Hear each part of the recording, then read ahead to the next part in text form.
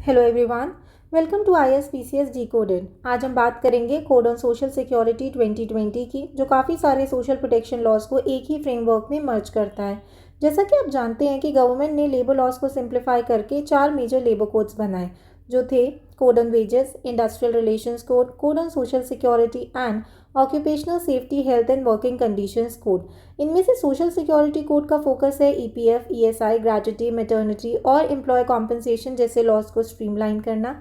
तो चलिए शुरू करते हैं। सबसे पहले कोड ऑन सोशल सिक्योरिटी 2020, इसका क्या ऑब्जेक्टिव है? इसका ऑब्जेक्टिव है कि सोशल सिक्योरिटी लॉज को अमेंड और कंसोलिडेट करना। इसमें कौन से वर्कर्स आते हैं? सारे आते हैं, ये आपको याद रखना है। ऑर्गेनाइज्ड, अनऑर्गेनाइज्ड, गिग और प्लेटफॉर्म वर्कर्स सब इसमें कवर होते हैं। इसने कितने एक्ट्स को रिपील किया? इसने 9 एक्ट्स को मर्ज करके ये कोड बनाया है। आपको ये नंबर पता होना चाहिए कि कितने एक्ट्स हैं, डायरेक्ट क्वेश्चन बन सकता है। अब इस एक्ट में कुछ डेफिनेशंस दिए हुए हैं, जैसे कि एजेंट। एजेंट कौन होता है? एजेंट कोई भी पर्सन है जो कि ओनर की तरफ से मैनेजमेंट या कंट्रोल वगैरह करता है, चाहे वो ऑफिशियली अपॉइंट किया गया हो या अनऑफिशियल हो। सो बेसिकली यहाँ लिखा है जैसे कि acts on behalf of owner, यानी कि ओनर की तरफ से, ओनर की बिहाफ पे करता है। Next, aggregator. नाम से ही पता लग रहा है कि कुछ एग्रीगेट करता होगा। ये कनेक्ट करता है किसको? बायर को। किससे? सर्विस प्रोवाइडर से। तो सिंपल सी बात है, कनेक्ट कर रहा है तो कोई डिजिटल प्लेटफॉर्म होगा, तो ये डायरेक्ट गिग और प्लेटफॉर्म वर्कर्स लिंकेज को दिखाता है। नेक्स्ट हमारा आता है करियर सेंटर। गवर्नमेंट का ऑफिशियल पोर्टल, जहाँ पर जो जॉब सीकर्स हैं, जिन्हें जॉब चाहिए, और एम्प्लॉयर जो जॉब दे रहे हैं, वो दोनों रजिस्टर होते हैं यहाँ पर, और ये दोनों ही हैं, ऑनलाइन ऑफलाइन दोनों। सो बेसिकली एम्प्लॉयमेंट एक्सचेंज जैसा कुछ आप इसे समझ सकते हैं। क्वेश्चन पूछ सकता है कि मैनुअल है कि डिजिटल है, तो आपको बताना है कि दोनों है। अब यहाँ से क्वेश्चन बनेगा कि फैक्ट्री में कितने लोग होते हैं, तो 10+ एम्प्लॉयज़ किसको फैक्ट्री माना जाएगा? ऐसी मैन्युफैक्चरिंग यूनिट जहाँ पे 10+ एम्प्लॉयज़ हों विद पावर और 20+ एम्प्लॉयज़ हो विदाउट पावर। पावर मतलब इलेक्ट्रिसिटी। अब यहाँ पे दिया है कि कुछ चीज़ों को हम फैक्ट्री नहीं मानते हैं, जैसे कि mines, railway running shades, arm forces और होटल्स। अगर ये आएंगे तो हमें बताना है कि ये फैक्ट्री की डेफिनेशन में नहीं आते हैं। नेक्स्ट हमारा गिग वर्कर। सबसे पहली चीज़ आपको इसमें याद रखना है कि इसमें ट्रेडिशनल एम्प्लॉयर एम्प्लॉय रिलेशन नहीं होता। तो गिग वर्कर्स कौन से होते हैं? जो ऐप बेस्ड होते हैं, यानी कि प्लेटफॉर्म बेस्ड होते हैं, जैसे कि ऊबर, स्विगी, ओला एक्सेट्रा। ना इंटर स्टेट माइग्रेंट वर्कर, वही जो दूसरे स्टेट में जाके काम करते हैं। तो इसमें आपको क्या याद रखना है? आपको उनकी वेज सीलिंग याद रखनी है, 18,000। जो वर्कर 18,000 पर मंथ तक कमाता है, वो inter state migrant worker category में काउंट किया जाएगा। Minor, straight question, below 18 years. Occupational disease, वही जो 3rd शेड्यूल में लिस्टेड होगा। Now plantation. प्लांटेशन के लिए 5 हेक्टेयर लैंड होनी चाहिए, 10+ वर्कर्स होने चाहिए। इतना बहुत है याद रखने के लिए। Now platform work. Platform work यानी कि वही ऑनलाइन गिग वर्कर वाला, जैसे कि ओला, उबर एक्सेट्रा। नाउ सीजनल फैक्ट्री, यानी कि जहाँ पे 7 महीने से कम का काम हो रहा है, और कौन करेगा? सेंटर गवर्नमेंट नोटिफाई करेगा। कोई भी अगर ऐसी चीज़ हो रही है तो कौन करता है? सेंटर गवर्नमेंट, क्योंकि पावर उसी के पास है ना। सोशल सिक्योरिटी में क्या आता है? हेल्थ केयर, इनकम सपोर्ट वगैरह किस किस की? हमने अभी देखा है सबकी, ऑर्गेनाइज्ड, अनऑर्गेनाइज्ड, गिग और प्लेटफॉर्म वर्कर्स, इसमें सब आते हैं ना। Social security organisation. अब ये ऑर्गेनाइजेशन क्या है? ये जो कोड है, इसके अंदर कुछ बॉडीज़ बनाई गई हैं जो कि स्कीम्स को रन करती हैं। कौन कौन सी बॉडीज़ हैं? EPF, ESI यानी कि employ state insurance. Then there will be a national and a state level board for the unorganised workers, and BOCW यानी कि कंस्ट्रक्शन वर्कर्स बोर्ड, और any other SPW, SPV notified. ये boards के बारे में अभी हम आगे पढ़ेंगे ना। अनऑर्गेनाइज सेक्टर में कौन आते हैं? अनऑर्गेनाइज सेक्टर में वो वर्कर्स वो एंटरप्राइजेज आते हैं जहाँ पे 10 वर्कर्स से कम लोग काम करते हैं।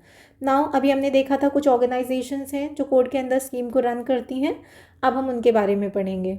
सबसे पहले आता है हमारा EPF, यानी कि एम्प्लॉयज़ प्रोविडेंट फंड, जिसका हम एग्ज़ाम दे रहे हैं अभी। प्रोविडेंट फंड कमिश्नर बनेंगे हम लोग।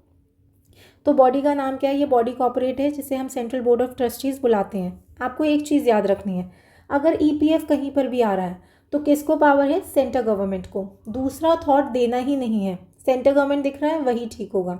तो अब हम इसमें देखेंगे, सिंपल सी बात है, अगर बोर्ड है तो कुछ मेंबर्स होंगे, तो एक चेयरपर्सन होगा, वाइस चेयरपर्सन होगा। कौन अपॉइंट करेगा? Centre government.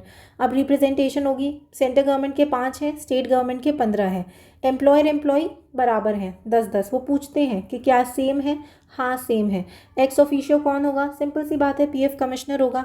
इसके अंदर हम एक एग्जीक्यूटिव कमिटी भी बना सकते हैं। कौन बनाएगा? Centre government.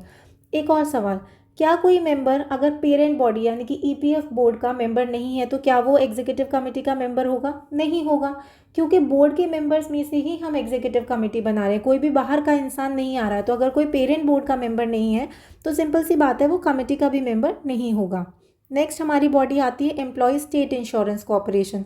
अब आप देखो इसमें इंश्योरेंस है यानी कि मेडिकल रिलेटेड भी कुछ होगा।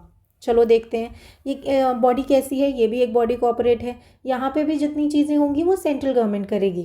तो चेयरपर्सन और वाइस चेयरपर्सन दोनों को ही सेंट्रल गवर्नमेंट अपॉइंट करती है। यहाँ पे भी सेंट्रल गवर्नमेंट के एम्प्लॉयज़ ऑफिशियल्स कितने होंगे? 5 होंगे। स्टेट यहाँ पे हम हर स्टेट से एक लेंगे। यूनियन टेरिटरी का एक इंसान होगा। एम्प्लॉय भी यहाँ पर सेम होंगे, 10-10 होंगे। अब क्योंकि ये इंश्योरेंस है तो यहाँ पे मेडिकल प्रोफेशनल भी 2 होंगे, और क्योंकि ये मेडिकल से रिलेटेड है तो हम इसमें मेंबर ऑफ पार्लियामेंट भी लेंगे, यानी कि 3 एमपी होंगे, 2 लोकसभा से 1 राज्यसभा से। कौन होगा इसका एक्स ऑफिशियो? इसका एक्स ऑफिशियो होगा डायरेक्टर जनरल ऑफ ईएसआईसी। एक हम स्टैंडिंग कमेटी बना सकते हैं, सिंपल सी बात है, बोर्ड मेंबर से ही बनेगी, और सिंपल है कि हम सेंट्रल गवर्नमेंट ही इसको बना रही है। मेडिकल बेनिफिट कमेटी कौन बनाएगी? सेंट्रल गवर्नमेंट बनाएगी। नेक्स्ट आता है हमारा नेशनल सोशल सिक्योरिटी बोर्ड। अब ये दोनों जो ऊपर हमने देखे थे ये ऑर्गेनाइज्ड वर्कर्स के लिए थे, तो 2 बोर्ड हमारे अनऑर्गेनाइज्ड वर्कर्स के लिए भी हैं। एक है नेशनल बोर्ड और एक है स्टेट बोर्ड। अगर हम नेशनल बोर्ड की बात करते हैं तो क्योंकि अनऑर्गेनाइज वर्कर्स के लिए है तो कुछ मेजर ऐसा बड़ा सा कुछ होना चाहिए। तो सिंपल सी बात है कि चेयरपर्सन होगा हमारा लेबर मिनिस्ट्री, वाइस चेयरपर्सन भी हमारा कौन होगा? Labour ministry. नेशनल लेवल पे है तो यूनियन है, और स्टेट लेवल में स्टेट लेबर मिनिस्ट्री आ जाएगी। अब इसमें कितने मेंबर्स होंगे? 40 नॉमिनेटेड मेंबर्स होंगे। क्या क्या होगा उनका रिप्रेजेंटेशन? वर्कर्स का यानी कि एम्प्लॉई, एम्प्लॉयर और सिविल सोसाइटी तीनों ही 777 होंगे। एमपी हम लोग 3 लेंगे, जैसा कि ऊपर हमने देखा, 2 लोकसभा 1 राज्यसभा। अब यहाँ पे क्योंकि ये नेशनल लेवल बॉडी है तो इसमें सेंट्रल गवर्नमेंट के 10 होंगे और स्टेट गवर्नमेंट के 5 होंगे, यूनियन टेरिटरी का 1 होगा। ये नंबर्स आपको याद रखने हैं, डायरेक्ट क्वेश्चन बनेगा। मेंबर सेक्रेटरी कौन होगा? डायरेक्टर जनरल लेबर वेलफेयर, यानी कि इससे रिलेटेड कुछ भी होगा आपको लेबर मिनिस्ट्री याद रखनी है, ठीक है। अब इसका जो कॉम्पोजिशन होगा, क्योंकि ये अनऑर्गेनाइज वर्कर्स के लिए, तो इसमें एससी एसटी माइनॉरिटीज़ और विमेन रिप्रेजेंटेशन मांगा गया है। टर्म इसका 3 साल होगा और मीटिंग्स इसकी साल में 3 बार होंगी, ये आपको याद रखना है। तो आप इन नंबर्स पे ध्यान दो, बिकॉज नंबर से डायरेक्ट क्वेश्चन बनेगा। प्रीलिम्स बेस्ड क्वेश्चन है, एमसीक्यू बेस्ड क्वेश्चन है, मीन्स नहीं है कि आप इनका ये देखो फंक्शंस इसमें मैंने आपको बताऊंगी, लेकिन अगर आपको कहीं दिखे तो आप ऑल ऑफ दी अबव ही डालो बेसिकली। तो स्कीम्स रिकमेंड करना किसके लिए? अनऑर्गेनाइज गिग प्लेटफॉर्म वर्कर्स के लिए ये स्कीम सजेस्ट करता है। याद रखना अनऑर्गेनाइज के लिए, ऑर्गेनाइज आ जाए तो तुरंत गलत हो जाएगा ना। सेंटर के स्कीम्स का इम्प्लीमेंटेशन ट्रैक करना, गवर्नमेंट को कोड रिलेटेड मैटर्स पर एडवाइस करना, state level record keeping check करना, फंड एक्सपेंडिचर को रिव्यू करना। सेंट्रल गवर्नमेंट जो बोले वो करेगा, और सेंट्रल गवर्नमेंट बना सकता है एडवाइजरी कमेटी। नेक्स्ट हमारा आता है स्टेट अनऑर्गेनाइज वर्कर्स बोर्ड। ना इसका चेयरपर्सन और vice chairperson obviously labour ministry होगी, बट स्टेट लेवल। सेंटर इसमें कितने नॉमिनेटेड मेंबर्स होंगे? 31।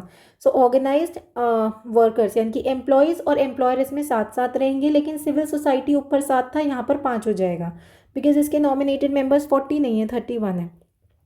नेक्स्ट हमारा आता है सेंटर का, इसमें 1 रिप्रेजेंटेशन है, बिकॉज ऊपर कितना था? ज़्यादा था। क्यों? क्योंकि वो नेशनल लेवल था। यहाँ पर हम आगे का 0 हटाएंगे, सेंट्रल गवर्नमेंट का रिप्रेजेंटेशन 1 रहेगा, बिकॉज स्टेट का है तो स्टेट का 10 रहेगा। मेंबर सेक्रेटरी जो स्टेट गवर्नमेंट नोटिफाई करेगा, टर्म इसका भी 3 साल है, लेकिन मीटिंग्स इसकी साल में 4 बार होंगी। रिप्रेजेंटेशन इसमें भी एससी एसटी माइनॉरिटीज़ और वुमेन का रहेगा। फंक्शंस वही, स्टेट गवर्नमेंट को अनऑर्गेनाइज वर्कर्स के लिए स्कीम सजेस्ट करना, कोड इम्प्लीमेंटेशन पर एडवाइस करना, district level record keeping check करना, स्कीम्स को मॉनिटर करना, फंड्स को रिव्यू करना, basically all of the above करना। कोई भी चीज़ हो रही है यहाँ पर स्टेट गवर्नमेंट कर रही है ना। लास्टली हमारा आता है state building and other construction workers welfare board, BOCW board. क्योंकि कंस्ट्रक्शन वर्कर्स हैं तो ऑब्वियसली ये भी स्टेट लेवल की चीज़ होगी, लेकिन ये काफ़ी ईजी है। जैसे कि चेयरपर्सन स्टेट गवर्नमेंट करेगा, सेंट्रल गवर्नमेंट जहाँ पे भी स्टेट की कोई बॉडी होगी, सेंट्रल गवर्नमेंट का रिप्रेजेंटेशन 1 होगा, जैसे हमने अभी ऊपर देखा। मेंबर्स इसमें अप टू 15, यानी कि 15 तक, मैक्सिमम 15 होंगे। कंडीशन क्या है कि स्टेट गवर्नमेंट, एम्प्लॉयर और एम्प्लॉय तीनों का रिप्रेजेंटेशन सेम होगा, ठीक है। और एटलीस्ट एक इसमें विमेन होनी चाहिए। टाइप क्या है इसका? Body corporate. CEO कौन होगा? Secretary of the board. Functions क्या है? बेनिफिशरीज़ के बच्चों के लिए एजुकेशन स्कीम्स लाना, वर्कर्स के लिए स्किल डेवलपमेंट, फीमेल बेनिफिशरीज़ के लिए मेटर्निटी बेनिफिट, मेजर एलिमेंट्स के लिए मेडिकल एक्सपेंसेस, बेनिफिशरीज़ और डिपेंडेंट्स के लिए डेथ और डिसेबिलिटी बेनिफिट, 60+ ईयर्स वालों के लिए पेंशन, ग्रुप इंश्योरेंस का प्रीमियम पे करना, अकामोडेशन यानी कि रहने का फैसिलिटी प्रोवाइड करना जैसे कि हॉस्टल वगैरह, ट्रांजिट यानी कि आना जाना, आपका कन्वेंस देखना, और कोई भी अगर अदर स्कीम है तो उसके लिए स्टेट गवर्नमेंट और सेंट्रल गवर्नमेंट का कंकरेंस के साथ ही काम होगा। और एडवाइजरी कमेटी कौन बना सकता है? State government. यहाँ पे एक क्रिस में दिया हुआ है कि किसके कितने कितने मेंबर्स होंगे। नेशनल का होगा 40, स्टेट का होगा 31, BOCW यानी कि कंस्ट्रक्शन का 15 मेंबर्स होंगे, और सभी लोग रिकॉर्ड्स, फंड, स्कीम्स और गवर्नमेंट को एडवाइस करते हैं। Basically all of the above करते हैं। नाउ इसमें 4 बोर्ड्स आते थे, हम चारों देख चुके हैं। नेक्स्ट आता है हमारा डिस्क्वालिफिकेशन ऑफ द मेंबर्स, यानी कि इनमें बोर्ड में जो मेंबर्स हैं अगर वो डिस्क्वालीफाई होंगे तो उसका क्या रीज़न होगा। सबसे पहला इंसॉल्वेंट, यानी कि पैसे नहीं चुका पाए। दूसरा अनसाउंड माइंड, यानी कि वो मेंबर नहीं बन सकते अब। नेक्स्ट आता है क्रिमिनल इशू, मॉरल टर्पिट्यूड वाला ऑफेंस, यानी कि कोई बहुत ज़्यादा मॉरली इनकरेक्ट चीज़ आपने कर दी है तो फिर एम्प्लॉयर जो अपने ड्यूज़ नहीं देता उसको बोर्ड से हटा देंगे। और अगर MP MLA है तो उसके केसेस में क्या होगा? देखो, MP होता है नेशनल लेवल के बोर्ड में और MLA होता है स्टेट लेवल के बोर्ड में, जैसा कि हमने स्टेट बोर्ड में अभी ऊपर देखा था अनऑर्गेनाइज सेक्टर्स में। ठीक है, MP MLA सीट जब छोड़ेंगे तो ऑब्वियसली वो डिस्क्वालीफाई हो जाएंगे, या फिर MP और MLA मिनिस्टर बन जाए, स्पीकर बन जाए, डिप्यूटी स्पीकर बन जाए, डिप्यूटी चेयरमैन बन जाए तो वो डिस्क्वालीफाई हो जाएगा। लेकिन एक्स ऑफिशियो मिनिस्टर अलाउड होता है ना। ये तो हो गया डिस्क्वालिफिकेशन। अब अगर हमें हटाना है तो उसका क्या रीज़न होगा? सिंपल सी बात है, सेंट्रल गवर्नमेंट 3 बोर्ड्स को देखती है, which is EPFO, ESIC which is state insurance corporation, and national social security board. और स्टेट लेवल पे भी हमारे 2 बोर्ड्स आते हैं, which is state unorganised workers board और बिल्डिंग वर्कर्स यानी कि कंस्ट्रक्शन वर्कर बोर्ड, BOCW। ठीक है, दोनों ही केसेस में अगर आप अपना पावर का पोजीशन का अब्यूज़ कर रहे हो तो आपको हटा दिया जाएगा, या फिर आप 3 मीटिंग्स में एब्सेंट हो, लगातार 3 मीटिंग्स में आप बिना बताए एब्सेंट हो रहे हो तो आपको रिमूव कर दिया जाएगा। और अगर आप पब्लिक इंटरेस्ट हार्म कर रहे हो, एक और चीज़, अगर आप एग्जीक्यूटिव मेंबर और स्टैंडिंग कमेटी से रिमूव होते हो, सॉरी पेरेंट बोर्ड के मेंबर नहीं हो, तो आप उन कमेटीज से भी हट जाओगे, ये हम पहले देख चुके हैं। नाउ एग्जीक्यूटिव हेड, EPFO में कौन होगा? प्रोविडेंट फंड कमिश्नर, आप लोग। ठीक है, ESIC में डायरेक्टर जनरल यानी कि DG होंगे स्टेट इंश्योरेंस में। एक और चीज़, आप बाहर काम नहीं कर सकते हो सेंट्रल गवर्नमेंट की अप्रूवल के बिना। तो सेंट्रल गवर्नमेंट क्यों? क्योंकि EPFO ESIC दोनों में ही जो भी काम करते हैं वो सेंट्रल गवर्नमेंट ही करती है ना। आता है सुपर सेशन। सुपर सेशन यानी कि आप बोर्ड को सुपरसीड कर रहे हो, आप बोर्ड को हटा रहे हो। किस वजह से हटाओगे? अगर बोर्ड डिले कर रहा है, पावर्स को अब्यूज़ कर रहा है, अपनी पावर्स को ठीक से, अपने काम को ठीक से परफॉर्म नहीं कर रहा है तो सुपरसीड कर दोगे। कौन करेगा? वही EPFO, ESIC और नेशनल बोर्ड में central government, state unorganised board में और बिल्डिंग वर्कर्स और कंस्ट्रक्शन बोर्ड्स में स्टेट गवर्नमेंट। सुपर सेशन से पहले लेकिन आपको एक शो कॉज नोटिस दिया जाएगा, और सुपर सेशन के बाद वो चीज़ पार्लियामेंट और स्टेट लेजिस्लेचर में 3 महीने में रिपोर्ट पेश की जाएगी। नेक्स्ट आता है हमारा स्टेट बोर्ड, रीजनल बोर्ड्स और लोकल कमिटीज़। स्टेट बोर्ड में तो देखो सिंपल सी बात है, कोई भी काम होगा वो सेंट्रल गवर्नमेंट ही करेगी, जो फंक्शंस हैं जो सेंट्रल गवर्नमेंट असाइन करती है। और अगर हम रीजनल बोर्ड्स और लोकल कमिटीज़ की बात करें तो ESIC यानी कि एम्प्लॉय स्टेट इंश्योरेंस कॉर्पोरेशन, ये उसको देखता है। तो आपको याद रखना है, स्टेट में सेंट्रल आता है और रीजनल और लोकल कमिटीज़ में आप स्टेट नहीं डालना, उसमें आप डालोगे ESIC। ठीक है, नेक्स्ट ये हमने थोड़ा सा दिया है शॉर्ट में कि इंसॉल्वेंट है, अनसाउंड माइंड है, मोरल टर्पिट्यूड है, MP MLA कैसे रिमूव होंगे, सुपर सेशंस वगैरह। सो बेसिकली इस सेशन में हमने देखा कि सोशल सिक्योरिटी कोड 2020 ने मल्टीपल लॉज को एक कोहेरेंट फ्रेमवर्क में सिंप्लीफाई कर दिया। इससे सोशल प्रोटेक्शन स्कीम ज़्यादा ऑर्गेनाइज, प्रिडिक्टेबल और वर्कर फ्रेंडली हो गई हैं। नेक्स्ट ऐसे ही और कोड्स को हम अपकमिंग वीडियोस में सिंप्लीफाई करेंगे। आप जुड़े रहिए IAS PCS Decoded से, जहां हम हर कॉन्सेप्ट को सिंप्लीफाई करेंगे एकदम ईजी लैंग्वेज में। Till then study hard, best of luck.